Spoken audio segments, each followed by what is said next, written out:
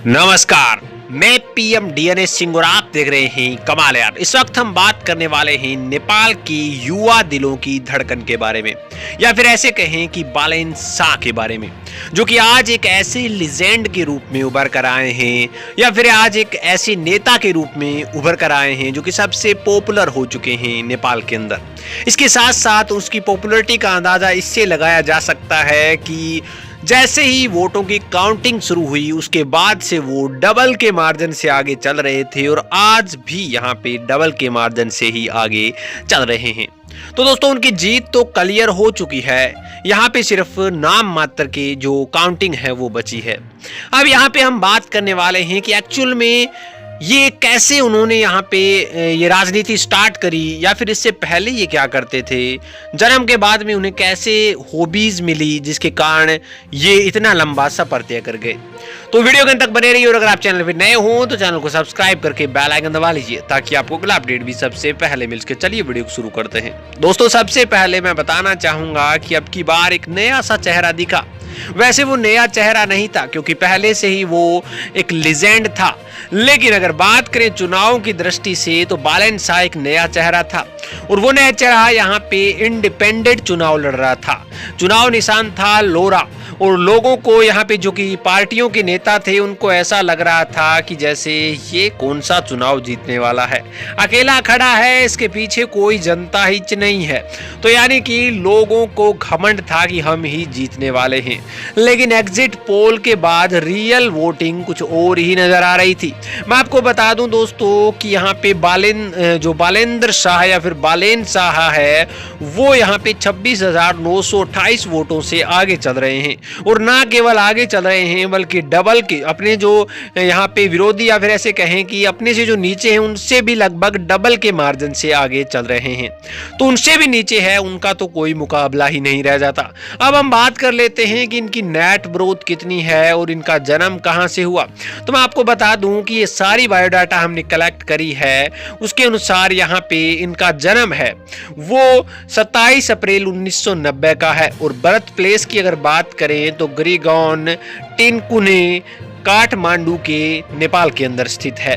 अब अगर बात करें दोस्तों मेंटल स्टेटस तो अनमैरिड हैं, और अगर बात करें इनकी स्टार्टअप की तो ये स्टार्टअप करे थे यहाँ पे अपनी एजुकेशन के अंदर अलायंस एकेडमी से अपनी स्कूलिंग करी और उसके बाद कॉलेज ये वीएस निकेतन स्कूल में अपनी कॉलेजिंग कंप्लीट कर ली। दोस्तों, मैं बता दूं कि ये एज ए इंजीनियर भी थे और उसके बाद में उन्होंने रैप बैटल के अंदर अपना जो बालेंद्र शाह से बालेन शाह का सफर है वो तय कर लिया था, या फिर ऐसे कहें कि बालेन शाह ने अपनी पॉपुलैरिटी कायम कर ली थी।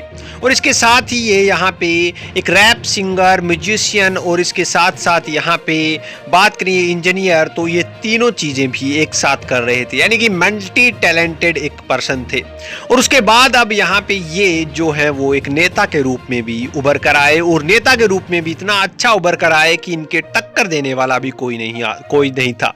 अब अगर बात करें दोस्तों इनकी नेट ग्रोथ की तो वैसे एग्जैक्ट अंदाजा नहीं है, लेकिन जहां तक हमने रिसर्च करी है इनके ऊपर तो 3 मिलियन यूएसडी डॉलर्स इनकी नेट ग्रोथ दिखाई जा रही है, जो कि एक अच्छी खासी ही नहीं बल्कि बहुत बढ़िया यहाँ पे नेट ग्रोथ कह सकते हैं हम। और बालेन शाह जो कि आगे आने वाले मेयर भी हैं, कंप्लीट ये हो चुका है। तो अब देखना ये होगा दोस्तों कि इतना टैलेंटेड बंदा जो कि इतने छोटे से समय में यानी कि 31 साल के समय में एक इंजीनियर भी बन चुका है, उसके बाद में एक रैपर भी बन चुका है, रैप बैटल के अंदर उन्होंने अपनी ख्याति भी बिखार चुका है, या फिर अपने नाम को बहुत ज्यादा चमका चुका है खुद के दम पर। वो बंदा अगर मेयर बनेगा तो क्या करेगा, यानी कि कितना अच्छा कर सकता है, ये यहाँ पे सभी को उम्मीदें हैं कि बहुत ज्यादा विकास के कार्य करा सकता है, या फिर एक नई एक आवाज उठा सकता है, हम ऐसे कह सकते हैं, या फिर जो यहाँ पे युवाओं की